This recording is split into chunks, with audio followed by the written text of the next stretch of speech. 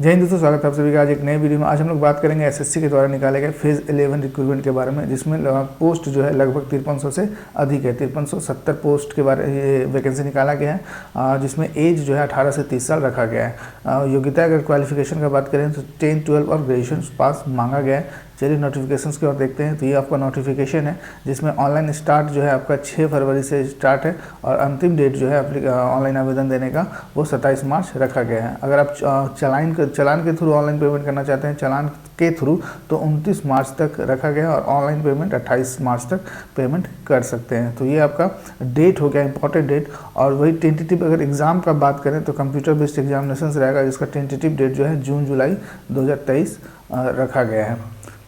Age limit को अगर देखेंगे तो 1/1/2023 कंसीडर किया गया है, जिसमें अगर आप 10th लेवल पास का फॉर्म भरते हैं तो 18 से 25 साल एज मांगा गया है, और अगर आप 12th लेवल पास फॉर्म भरते हैं तो 27 साल, और वहीं ग्रेजुएशन के लिए 30 साल, यानी कि 1/1/2023 तक जो है आपका 30 साल मांगा गया है। और एज रिलैक्सेशन जो है ओबीसी को 3 साल और SC/ST कैंडिडेट को 5 साल, और इसके अलावा जो है फिजिकल हैंडीकैप्ड कैंडिडेट को 10 साल एज रिलैक्सेशन दिया जा रहा है। इस नोटिफिकेशन में आप देख सकते हैं एज रिलैक्सेशन को।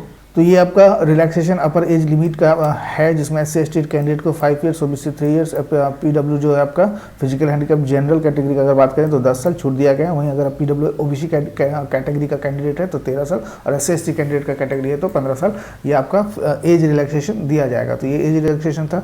चलिए आगे बढ़ते हैं फ़ी की तरफ। फ़ी कितना लग रहा है?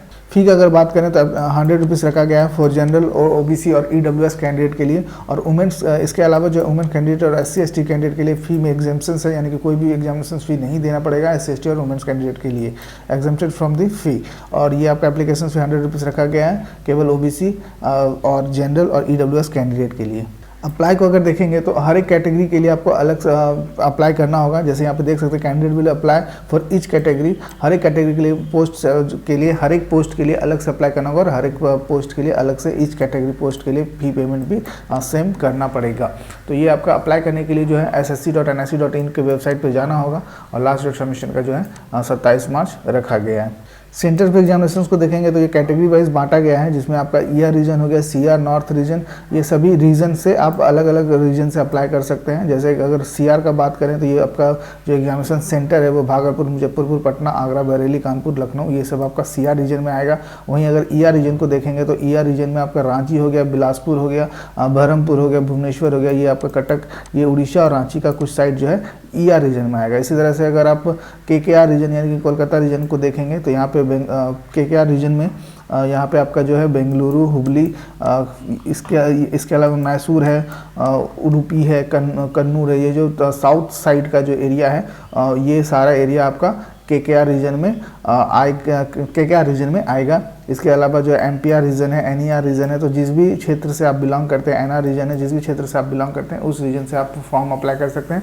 और इसका जो वेबसाइट है जस्ट उसके नीचे मेंशन है। जैसे NR रीजन का अगर बात करें तो sscner.org.in पे जाकर आपको अप्लाई करना होगा। इसके अलावा जैसे अगर आप ER का रीजन का बात करेंगे तो sscer.org पे वेबसाइट पे जाकर अप्लाई कर सकते हैं। तो ये आपका SSC का रीजन वाइज बांटा गया है, जो जहाँ पे आपका एग्जामिनेशन सेंटर दिया जाएगा, और नियरेस्ट ऑफ दी आपका जो भी शहर हो, नियरेस्ट शहर में आपका एग्जामिनेशन सेंटर दिया जाएगा।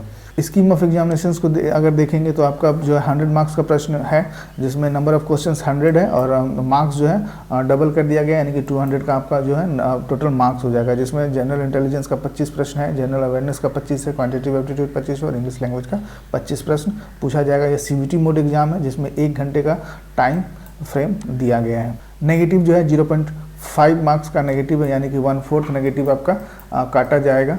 0.5 इसलिए रखा गया क्योंकि हर एक प्रश्न का 2 मार्क्स ऐड किया जा रहा है, तो इसलिए आपका 0.5 मार्क्स 1/4 नेगेटिव मार्क होगा। ये क्वालिफिकेशन वाइज आपका जो है सिलेबस बांटा गया है। जैसे मैट्रिकुलेशन लेवल का अगर बात करेंगे तो जनरल इंटेलिजेंस हो गया, जनरल अवेयरनेस हो गया, जनरल एप्टीट्यूड और इंग्लिश लैंग्वेज हो गया। वहीं अगर +2 लेवल का अगर सिलेबस देखेंगे तो जनरल इंटेलिजेंस बिल्कुल सेम रखा गया है, क्वेश्चन सॉल्व का थोड़ा डिफरेंट होगा।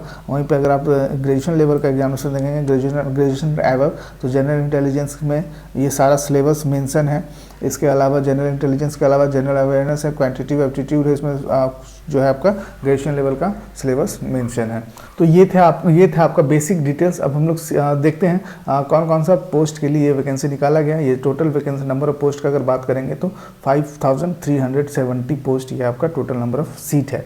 चलिए डिटेल्स देखते हैं कौन कौन सा पोस्ट के लिए ये वैकेंसी है। तो ये आपका रीजन वाइज पोस्ट मेंशन है, जिसमें NWR रीजन का अगर बात करें तो इस तरह से आपका ये सीट अवेलेबल है। जैसे कि अगर आप देखते हैं फर्टिलाइजर इंस्पेक्टर का, तो फर्टिलाइजर इंस्पेक्टर में जो आपका जो लेवल रखा गया है वो लेवल 5 है और इसमें क्वालिफिकेशन जो मांगा गया है वो ग्रेजुएशन मांगा गया है। इसी तरह से अगर आप NWR रीजन में ही देखेंगे इन्वेस्टिगेटर ग्रेड 2 का, तो इसमें लेवल 6 रखा गया और इसमें भी आपका क्वालिफिकेशन ग्रेजुएशन मांगा गया है, जिसमें ये पोस्ट टोटल पोस्ट मेंशन है। जैसे SC का 7 है, इसके अलावा ST 5 है, OBC 11 है, UR 30 है और टोटल का अगर बात करेंगे तो 58 पोस्ट यहाँ पे आपका इन्वेस्टिगेटर ग्रेड 2 के लिए मांगा गया है, जिसमें अपर एज लिमिट जो है 30 साल रखा गया, यानी कि 18 से 30 साल तक के कैंडिडेट जो है इस पोस्ट के लिए अप्लाई कर सकते हैं।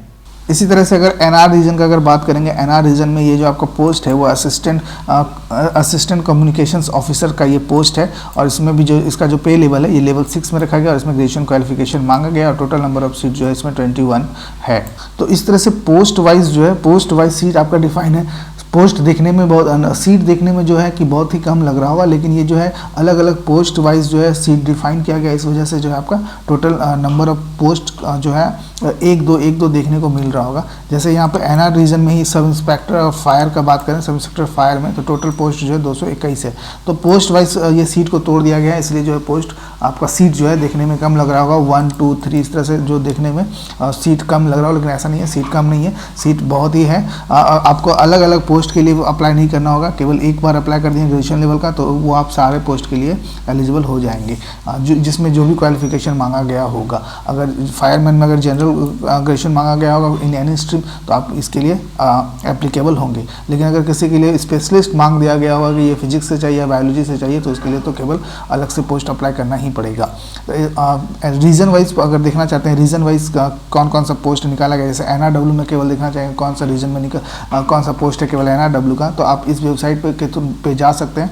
चलिए लेके चलते हैं इस वेबसाइट पे। तो ये ssc.nic.in का वेबसाइट है, जिसमें आप रीजन वाइज पोस्ट चेक कर सकते हैं। जैसे अगर हम सेंट्रल रीजन का अगर देखेंगे, सेंट्रल रीजन और यहाँ पे फेज 11 2023 सेलेक्ट कर लेंगे। सर्च करने के बाद जो है आपका रीजन वाइज पोस्ट निकल गया, जिसमें नर्सिंग ऑफिसर लेवल 7 में रखा गया और एज लिमिट का देखेंगे तो 18 से 30 साल मांगा गया है। वहीं पर अगर आप MTS का देखेंगे, MTS लेडी मेडिकल अटेंडेंट का बात करेंगे तो लेवल 1 में 18 से 25 साल और उसका क्वालिफिकेशन जो है लेवल 1 का मैट्रिक है और लेवल 5 6 7 का जो है जो जितने भी पोस्ट है लेवल 5 6 7 का उसका जो क्वालिफिकेशन ग्रेजुएशन मांगा गया है। इसी तरह से अगर आप किसी और रीजन का देखना चाहते हैं तो CR रीजन में इतना सारा पोस्ट था, जिसमें मेडिकल लेबोरेटरी हो गया, गर्ल्स कैडेट इंस्ट्रक्टर है, कोर्ट मास्टर है, जूनियर टेक्निकल असिस्टेंट है, तो ये CR रीजन का सारा पोस्ट था। इसके अलावा अगर आप किसी और रीजन का देखना चाहते हैं तो जस्ट यहाँ पे इस वेबसाइट में आपका रीजन सेलेक्ट करना होगा और एग्जामिनेशन नेम में फेज 11 2023 सर्च कीजिए। फिर ये आपका रीजन वाइज ER रीजन का ये सारा पोस्ट, जितना भी ER रीजन में पोस्ट है वो सारा पोस्ट यहाँ पे मिल जाएगा। तो ये था SSC के द्वारा निकाला गया फेज 11 रिक्रूटमेंट, जिसमें 5370 पोस्ट के लिए वैकेंसी निकाला गया। जो भी एलिजिबल कैंडिडेट या जो भी डालना चाहते हैं पोस्ट अप्लाई करना चाहते हैं वो ssc.nic.in के वेबसाइट पे जाकर अप्लाई कर सकते हैं। यहाँ पे अप्लाई में क्लिक करेंगे तो ये आपका अप्लाई फॉर्म खुल जाएगा, जिसमें CGL CHSL और ये सारा जो है कि मेंशन है। जिस भी पोस्ट के लिए आप अप्लाई करना चाहते हैं वहाँ पे अप्लाई कर सकते हैं। चलिए फिर मिलते हैं नेक्स्ट वीडियो में एक नए वैकेंसी के साथ, तब तक के लिए जय हिंद।